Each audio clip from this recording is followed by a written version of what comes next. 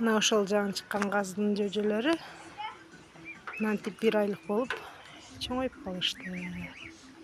Машалла.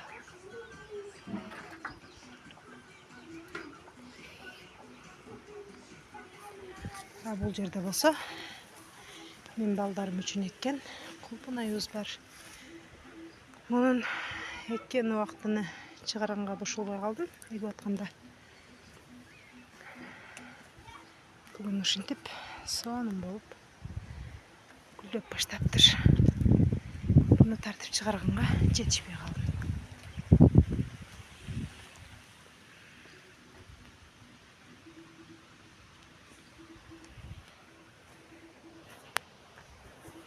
Бул жамбачы болсо бош калбасын деп ашкабак эгип койгом. Булар күздө буйруса сонун болуп мына берет. Бул бак. Бактын ортосунда малиналар бар.